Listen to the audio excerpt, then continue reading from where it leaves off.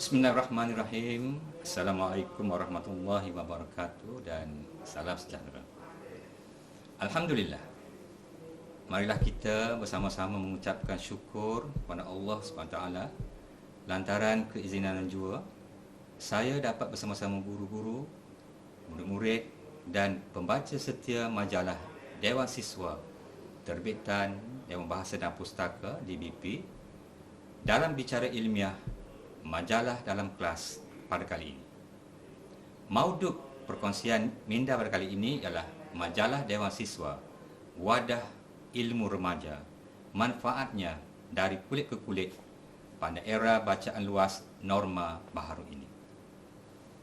Sebagaimana kita sedia maklum, penularan pandemik coronavirus atau COVID-19 di Malaysia dan di seluruh seantero dunia kini masih belum berakhir. Dan sama-samalah kita berdoa kepada Yang Maha Kuasa, semoga kita sentiasa dilindungi ilahi daripada musibah ini. Yang mengagumkan semua pihak ialah proses pengajaran dan pembelajaran PDP masih tetap berlangsung dengan sempurnanya melalui pengajaran dan pembelajaran di rumah PDPR. Murid-murid kini belajar secara dalam talian dan luar talian lantaran mereka tidak dapat belajar secara bersemuka dengan guru mereka di sekolah. Nasi lemak buah bidara, sayang selasih, hamba turutkan. Insan membaca, insan mulia, bangsa berjaya sepanjang zaman. Pemilihan majalah Dewan Siswa sebagai bahan bacaan ilmiah selain buku teks, akhbar, novel dan bahan bacaan digital masih kekal relevan dan sinonim dalam kalangan murid sekolah menengah dan golongan remaja pasca merdeka. Majalah Dewan Siswa yang mula diterbitkan pada bulan Januari 1979 di pasaran tempatan turut menembusi pasaran negara Singapura dan Brunei Darussalam. Satu kebanggaan buat kita semua. Majalah Dewan Siswa merupakan wadah murid-murid dan remaja Malaysia yang unggul. Majalah ini bukan sahaja dijadikan sumber ilmu dan maklumat, bahkan juga menjadi tempat para remaja meluahkan hasil rasa hati dalam bentuk kreatif dan juga menjadi medan karyawan muda mencanaikan kreativiti lalu mencipta nama dalam bidang kesusastraan. Tanpa kita sedari, pejam celik majalah Dewan Siswa kini sudah pun mencapai usia 42 tahun. Justru masih utuh dan syarat dengan pelbagai maklumat terbaru agar minda murid-murid dan para remaja tidak dibelenggu oleh maklumat lancung pada zaman pendidikan yang kian rencam ini. Pada kali ini, saya akan bersama-sama pembaca setia majalah Dewan Siswa menelusuri kandungan majalah ilmiah ini melalui beberapa aktiviti yang sesuai dilaksanakan semasa proses pengajaran dan pembelajaran PDP Bahasa Melayu agar mereka kekal seronok belajar bahasa Melayu, apatah lagi elemen didik hibur digabungkan serentak. Sebagai contohnya, pada ruangan patuhi SOP untuk menangani penularan pandemik COVID-19, aktiviti yang boleh dijalankan oleh murid-murid ialah menulis surat tidak rasmi dan juga karangan jenis pengalaman ataupun temu ramah dan juga perbualan. Dalam ruangan kerjaya, aktiviti yang sesuai ialah karangan jenis fakta, meringkaskan karangan, rumusan dan pemahaman. Dalam ruangan cetusan pendapat, aktiviti yang sesuai pula ialah menulis pendapat atau carangan. Seterusnya, dalam ruangan ilmuwan, aktiviti yang sesuai dijalankan ialah menulis karangan, rumusan atau pemahaman dan juga meringkaskan karangan. Dalam ruangan tumpuan 1 dan tumpuan 2, aktiviti yang sesuai dilaksanakan ialah meringkaskan karangan, rumusan dan juga menulis karangan. Seterusnya, dalam ruangan cintai bahasa kita, murid-murid dapat diajar tentang aspek tata bahasa sekaligus dapat dimanfaatkan dalam penulisan karangan SPM. Dalam ruangan kerjaya, aktiviti yang sinonim dengan murid ialah wawancara dan penulisan berita. Bagi meningkatkan motivasi diri murid, aktiviti ceramah, wawancara dan rencana amat sesuai dilaksanakan. Seterusnya, dalam ruangan puisi moden, puisi tradisional dan puisi siswa, aktiviti yang sesuai adalah melakukan puisi, deklamasi sajak, pemahaman, melukis grafik dan menggunakan peta-peta iting atau peta pemikiran. Seterusnya, dalam ruangan tanah airku, murid-murid dapat diajar aspek penulisan laporan, surat tidak rasmi atau rencana, melafazkan pantun atau melakukan syair. Dalam ruangan daripada Arsip Negara Malaysia, guru-guru dapat mencungkil bakat murid melalui penulisan wawancara, ceramah, surat tidak rasmi dan juga pengalaman. Dalam ruangan tanah airku, murid-murid dapat menyampaikan cerita, membaca berita, menulis rencana dan juga melakukan aktiviti lakonan pendek. Dan juga boleh dibuat skrip drama melalui rencana tanah airku itu. Dalam ulasan buku dan ensiklopedia, antara aktiviti yang cadangkan termasuklah ulasan buku, karangan komsas, ringkasan, pemahaman dan menulis pantun. Seterusnya, melalui ruangan isi serantau, dapatlah diadakan aktiviti debat ala presiden, ceramah, pengalaman, menulis rencana dan juga menulis surat tidak rasmi.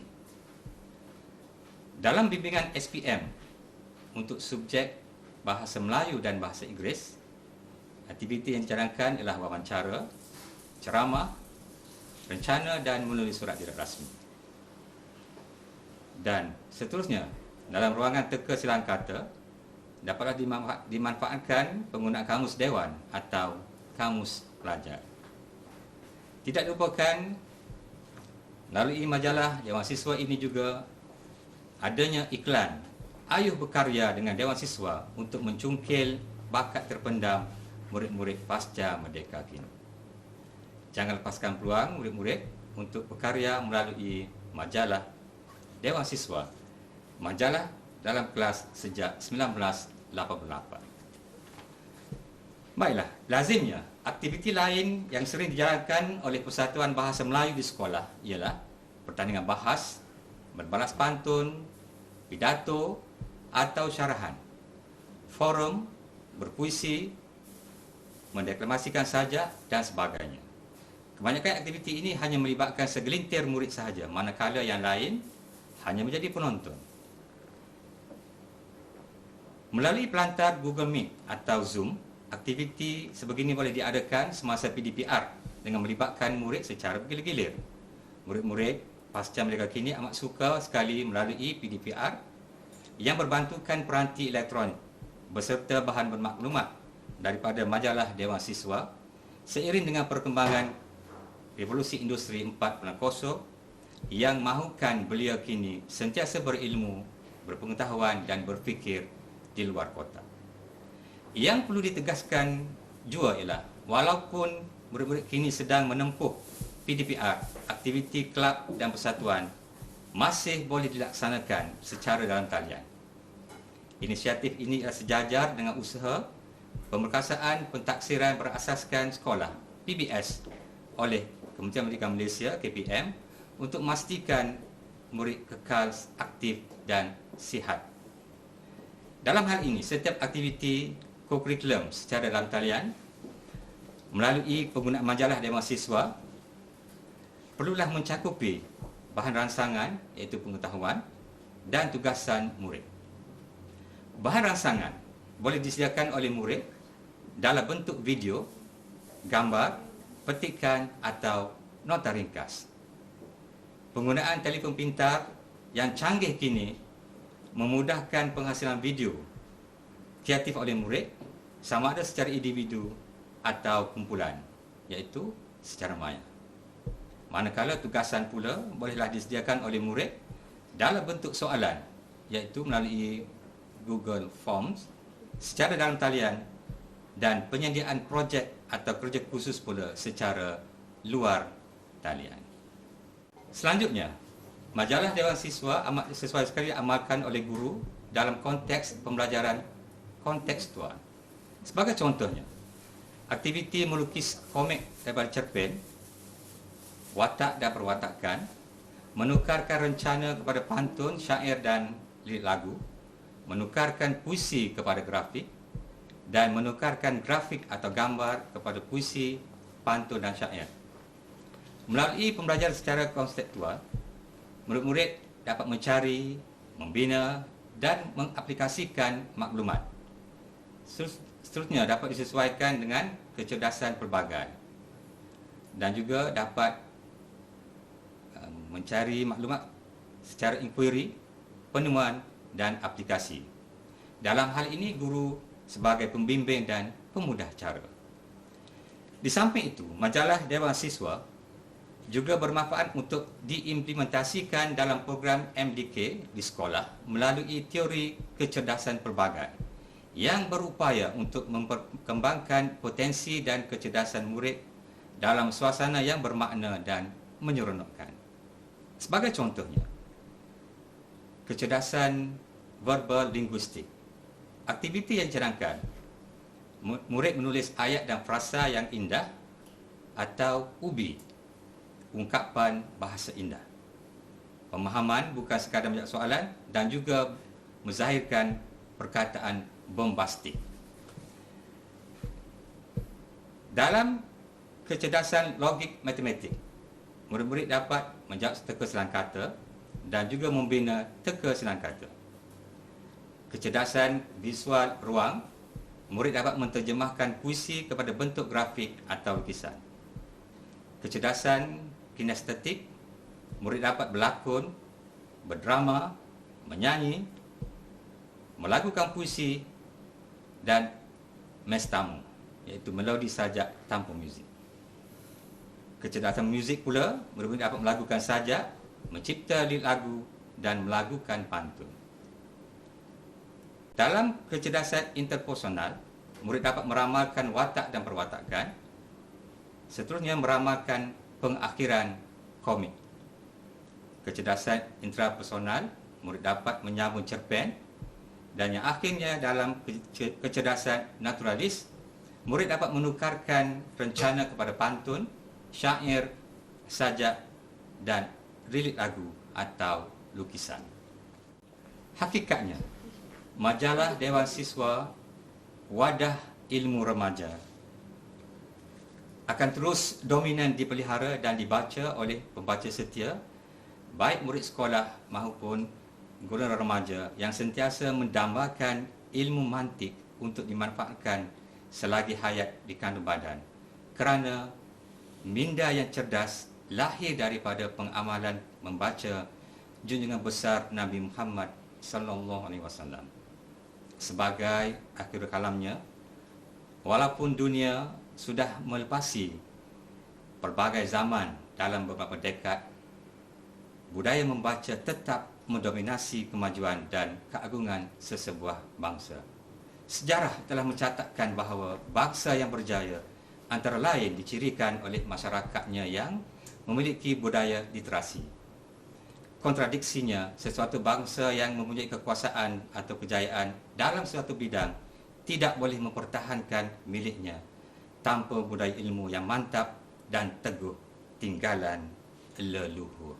Sekian, terima kasih.